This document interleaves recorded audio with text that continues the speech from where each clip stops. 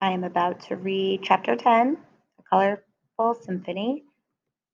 If you would like to follow along, um, do so on a different link in a different tab.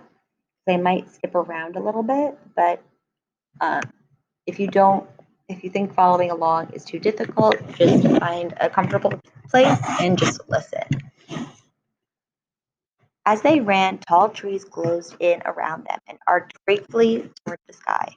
The late afternoon sunlight leaped lightly from leaf to leaf, slid along branches and down trunks, and dropped finally to the ground in warm, luminous patches.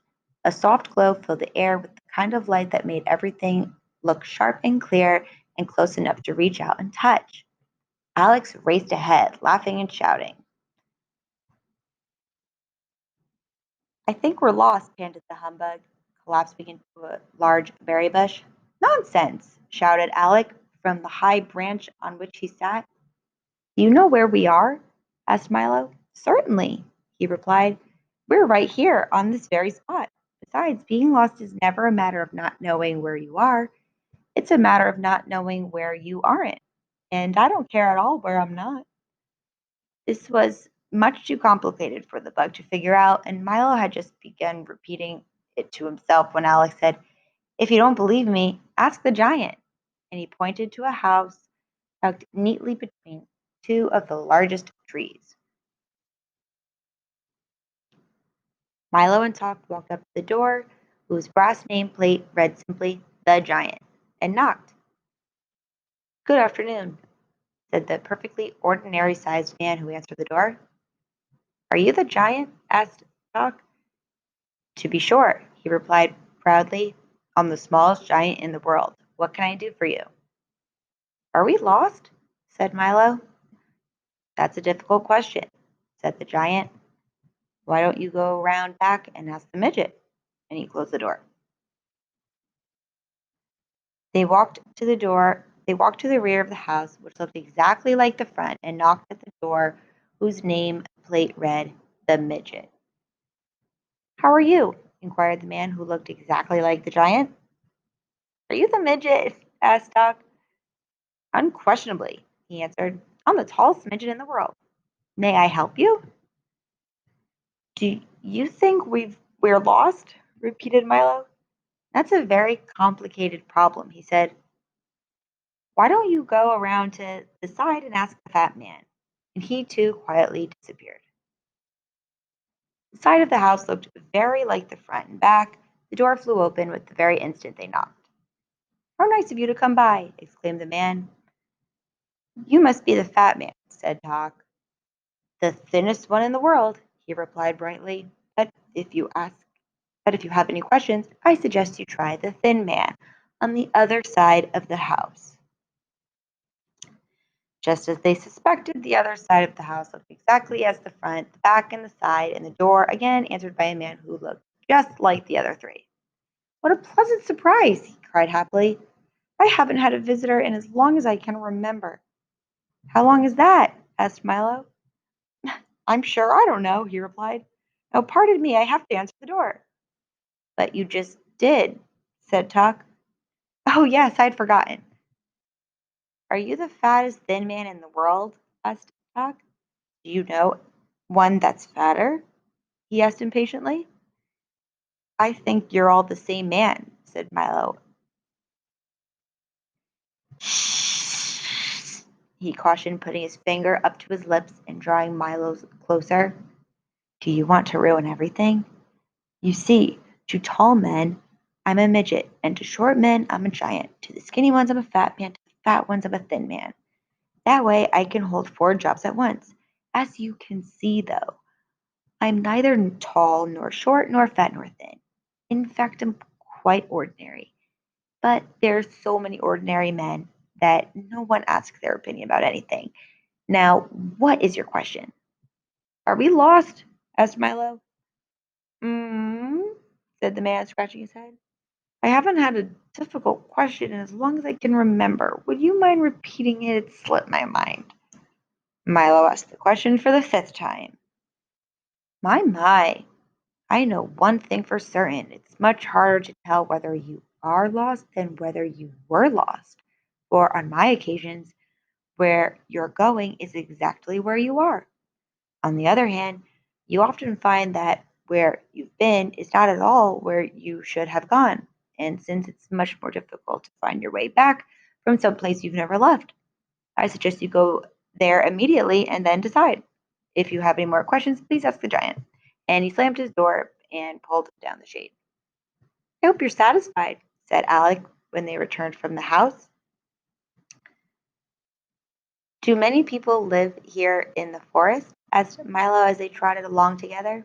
Oh, yes, they live in a wonderful city called Reality, he announced. It's right this way. A few more steps, the forest opened before them, and off to the left, a magnificent metropolis appeared. The rooftops shone like mirrors, the walls glistened with thousands of precious stones, and the broad avenues were paved in silver. Is that it? Shouted Milo, running toward the shining streets. Oh no, that's only illusions, said Alec. The real city is over there. What are illusions? asked Milo asked. Illusions, explained Alec, are like mirages. And realizing that this didn't help much, he continued, and mirages are things that aren't really there that you can see very clearly. How can you see something that isn't there? Yawned the humbug. Sometimes it's much simpler than seeing things that are. He said, for instance, if something is there, you can only see it with your eyes open. But if it isn't there, you can see it just as well with your eyes closed. That's why imaginary things are often easier to see than real ones. Then where is reality? Barked Doc. Right here, cried Alec, waving his arms.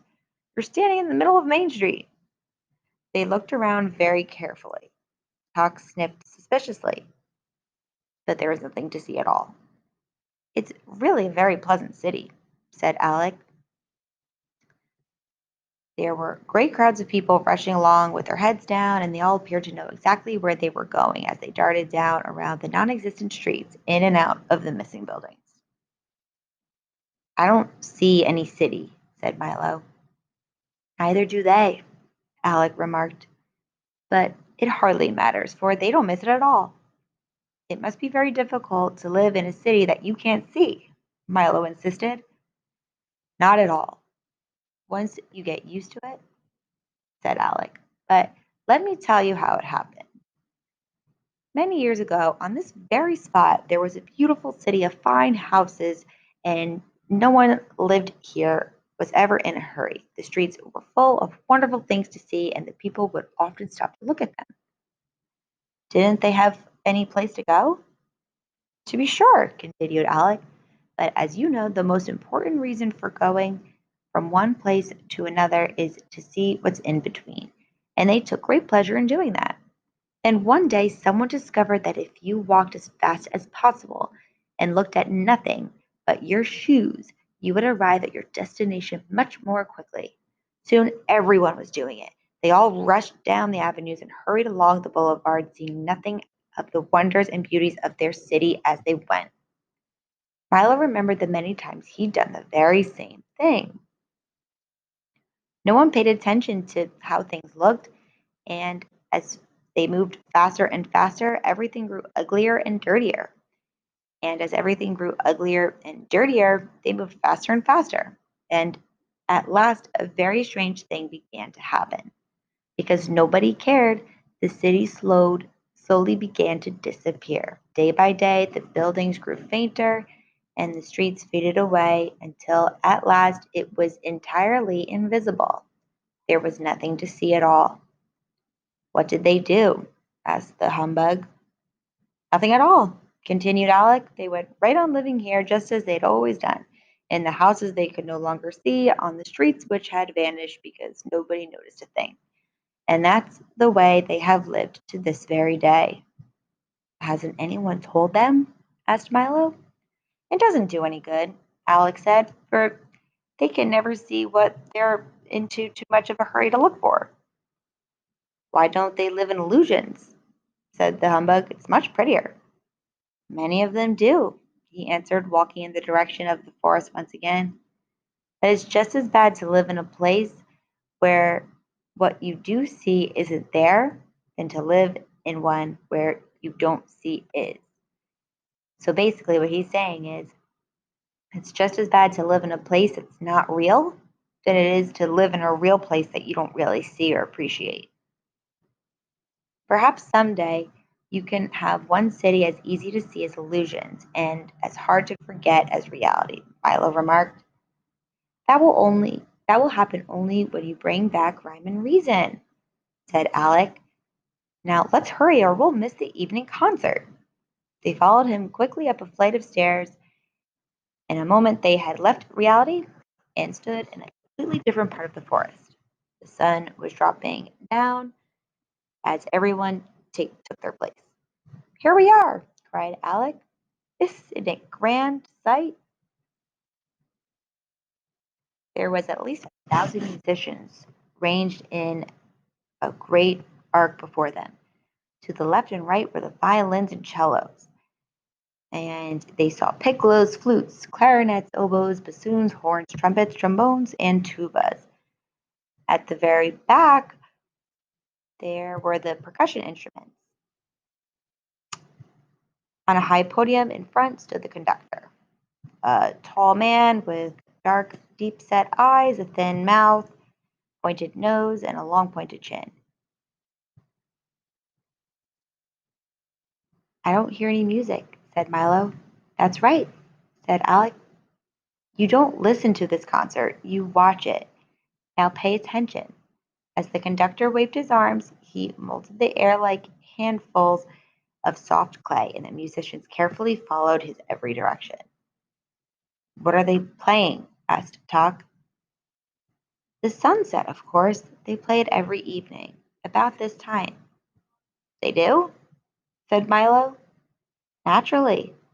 And they also play morning, noon, and night, when, of course, it's morning, noon, or night. Why, there wouldn't be any color in the world unless they played it. Each instrument plays a different one. And depending, of course, on what season it is and how the weather's to be, the conductor chooses his scores and directs the day. But watch, the sun has almost set, and in a moment you can ask Chroma himself. The last color slowly faded from the western sky as the instrument stops until only the bass fiddles. The conductor let his arms fall limply at his sides and stood quite still as darkness claimed the forest. That was a very beautiful sunset. It should be, was the reply. We've been practicing since the world began. And reaching down, the speaker picked Milo off the ground and set him on the music stand.